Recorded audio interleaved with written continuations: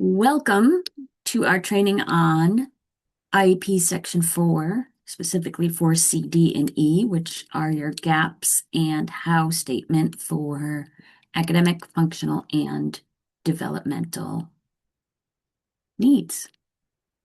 So as always, we'll do a little team introduction. We'll talk about skill gaps, and then we'll talk about the how statement, a little bit about alignment. I have a lot of examples for you, so hopefully that's good. And at the end, as always, we have resources for you. So this is our team. We are the Supervision, Monitoring, and Support team. I'm Jennifer Gleason. Um, like the rest of the team, I was a special education teacher before I joined this team, and I have been in this position for about 4.5 years. Any questions at all? I'm guessing this training is going to bring up some questions. Absolutely reach out to any of us, and we are happy to work things through with you. So, first, distinctly measurable and persistent gaps in academic and functional performance. So, academic, the broad areas we're talking about when we talk about academic are reading, writing, listening, speaking, and mathematical problem solving. Functional, broad areas are cognitive, communicative, motor, adaptive, social, emotional, and sensory. If you grab the slides, if you got here through our professional learning page, the slides, the link to the slides is right next to the link to the video. And at the end, we have a link in the slides to our IEP quick reference checklist. This is just a snip from that for academic, and we have one for functional. Section 4C is academic. It's color coded. Red is compliance, and blue is best practice.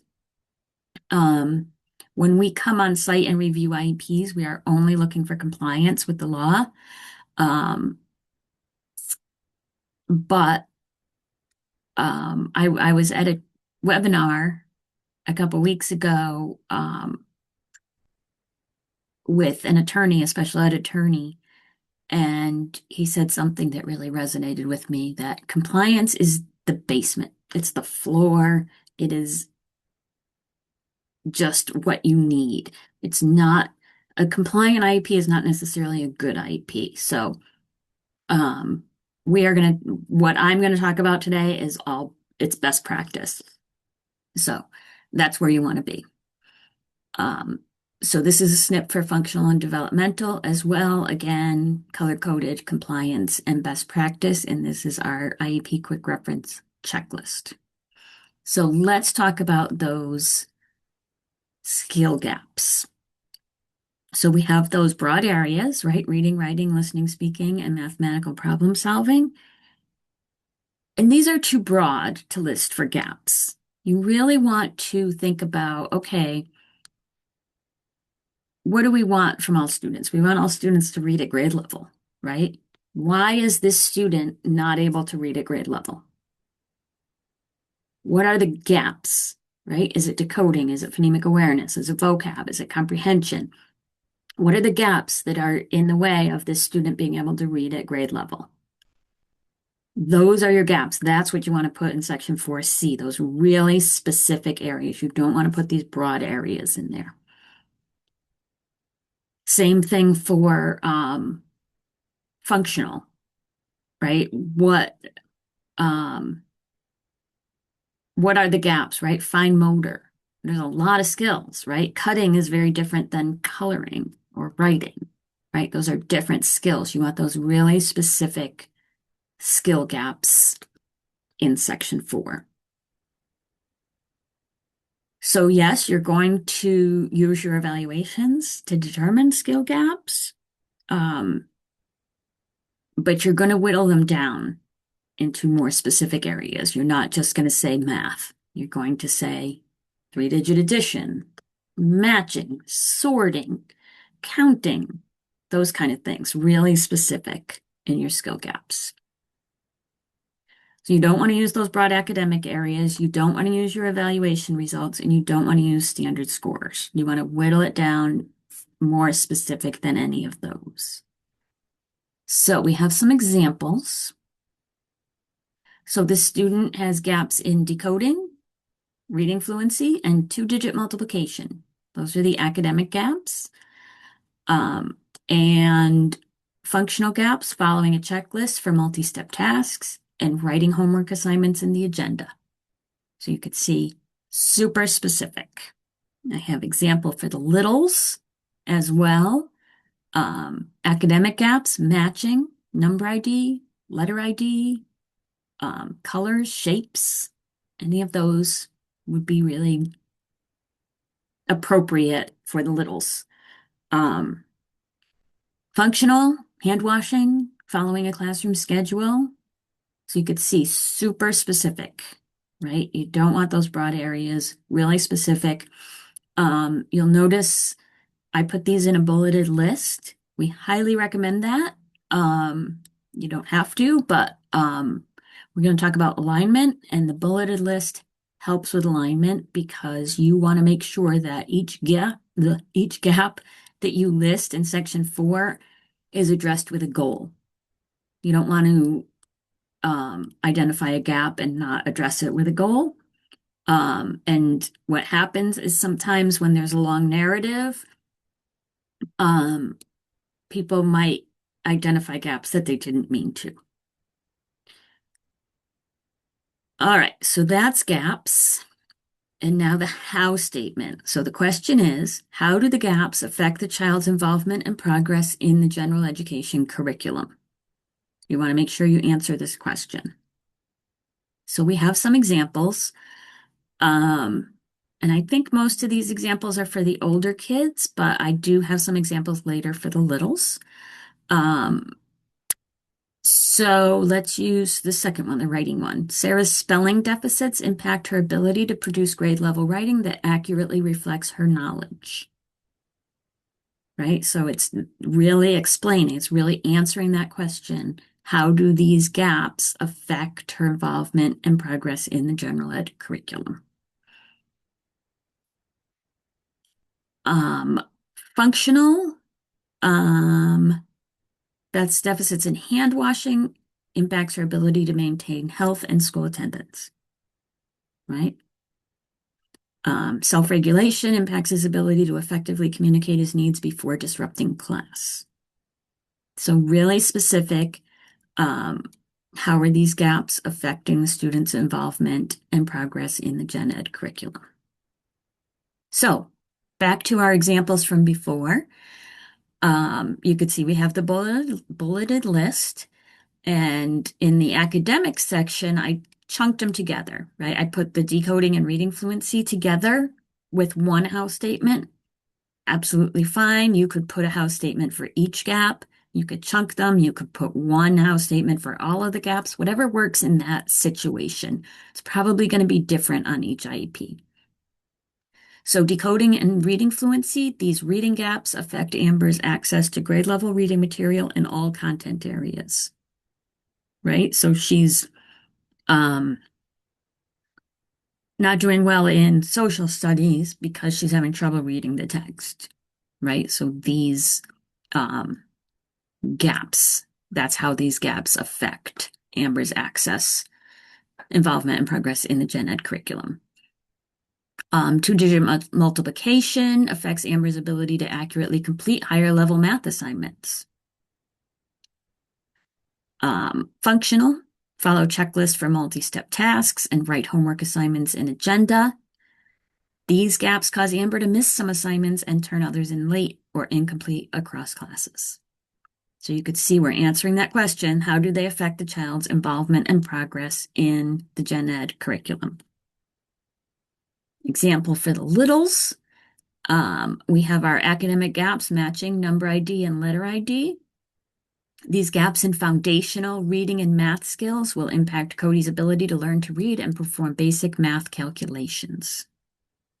So you could see these are our kind of prerequisite foundational skills are going to have this effect later, right?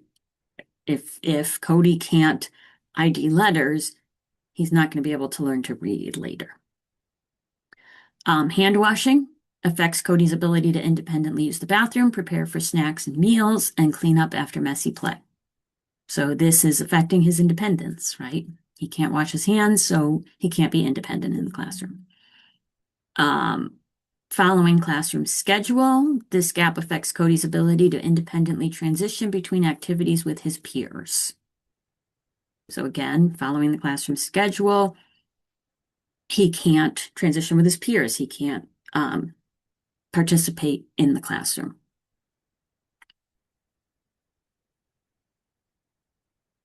So you also want to make sure that for each gap, again, you have a present level and a goal.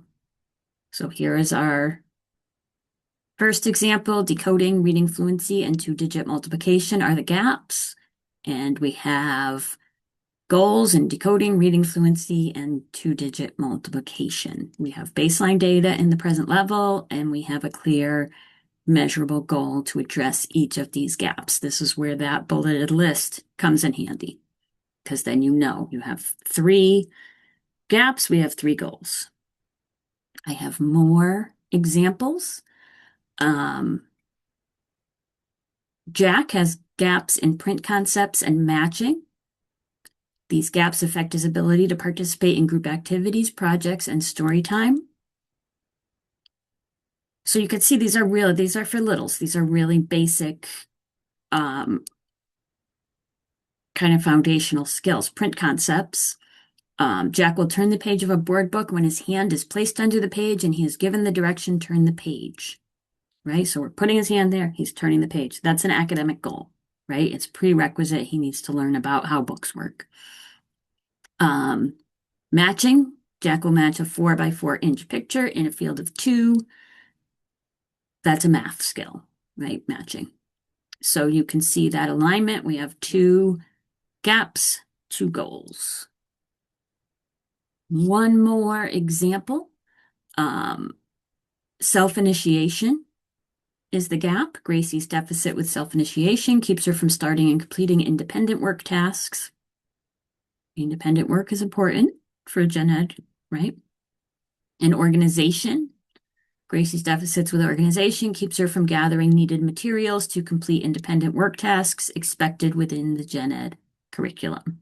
So we have a task initiation goal, and we have an organizational goal to gather the tools she needs to complete her work independently. All right, so let's look at things we see a lot. So Elliot's gaps in reading affect his involvement and progress in the gen ed curriculum. Couple things here. As we talked about, reading is too broad. There are a lot of skills that go into reading, and you want to make sure you're identifying those specific skills. And then there's the question, how do they affect the child's involvement and progress in the gen ed curriculum? We're not answering the question here, we're restating it, right? Reading affects his involvement and progress in the gen ed curriculum. So it doesn't say how, it just says that it's just restating the question rather than answering it. So you want to make sure you have really specific skill gaps and answer the question. So this is another one we see a lot. It's closer. We're getting there. Elliot's gap in reading affects his decoding, fluency, and comprehension in the gen ed curriculum. What happened here is we took the gaps and made them into a how statement. So we're getting closer, but decoding, fluency, and comprehension are the gaps, not the how. So we're closer, not quite there yet. So here we have Elliot's gaps in decoding, fluency, and comprehension, right? Those are the specific skill gaps, impact his ability to access grade level texts in all content areas. That's our how. So we have the specific skill gaps, and we're answering the question, how do they affect the child's involvement and progress in the gen ed curriculum? So that was very short. That is all I have for you. If you have questions, if you are working on a draft IEP and you just aren't sure um, if your gaps are specific enough, your house statement answers the question, if you're just really struggling with it, or even if you're kind of struggling with it, um, send us kind of a draft hypothetical. Don't send us the IEP. But, if I were to write these gaps in house statement, would that be compliant? Are these okay? Can I make them better? Absolutely reach out to us with any of those questions. We're all teachers. We are all really happy to do this with you. So have some resources for you, and these links all work in the slides on the website. This is just to all law stuff. The procedural manual is here as well, which is a really good document for all special ed forums, including the IEP. This is our page, Supervision, Monitoring, and Support. You can get to meet the team, is our contact information is there. Professional learning is hopefully how you got here, and that's where you'll find the slides. Monitoring process, if you're in monitoring cohort, everything you need for that is there. Resources, that's where you're going to get our those quick reference checklists I talked about at the beginning. So the DOE website is not easy to navigate. So this link at the bottom will bring you to this page, and I would go there and bookmark it. So you always have it because it's hard to get there from the general DOE page. So this is our resources page. We have information sheets, which are just, it kind of pulls, I don't know if you've ever read MUSER, the Maine Unified Special Ed Regulations. It's not an easy read. There's stuff all over the place. It's hard to find anything. So what these information sheets do is it pulls, like for abbreviated day, it'll pull from all the different places in MUSER and put it all in one place for you. So those are kind of handy to have. Quick reference checklists at the bottom. We have them for all the forms. They're color coded like the snips I showed you. They're on the form itself. So really handy to have nearby when you're working on any of the forms. At the top right, you could see where it's highlighted. There's a sample self-assessment form. Um, you can click on that, take one of your IEPs, and just go through a self-assessment. And it tells you exactly what each section needs for compliance, and you can put in whether it's compliant or not. It's kind of like it's just another way to do it besides the IEP quick reference checklist. So it's just a couple different ways for you. You can decide which you like best. This is our professional learning page. You probably got here from this page, but the links for the recordings and slides are here. We record all of the trainings that we do. So they keep changing our website around, and we don't have a lot of control over that. But people have been having a lot of trouble finding forms. This link at the bottom, this is where you'll get to forms. It's called something like resources for schools and families or something like that on the left-hand side. But that's where you're going to get forms. This is our PD schedule. We do office hours the second and fourth Wednesday of every month at 3 o'clock. These recordings for the ones that have already happened but don't have recordings on here yet are going up very soon on the professional learning page, probably next week.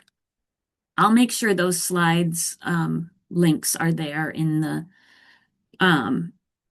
slides that go up on the website. They're not there yet, but I will put them there, that link, before I put this up on the website. So registration links are here for all of our upcoming trainings. Feedback, we very much enjoy feedback. We use it. We switch up our PD based on feedback. This recording actually came from a request. Um, so we are happy to do that. We want these trainings to be useful for you. So give us some feedback. Put in your email address. There's a drop down. Select probably something like gaps and how statement from the drop down. And Carly will send you a contact hour for watching today. This is where you can get Maine DOE online. And this, again, is our contact information. Absolutely reach out any questions. If you watch this training and questions came up from it, reach out. Um, Absolutely. And as you are writing IEPs, again, any questions about any part of the IEP, absolutely reach out with just a draft or a hypothetical, not the actual IEP. So that is it. Thank you very much for watching, and we look forward to hearing from you.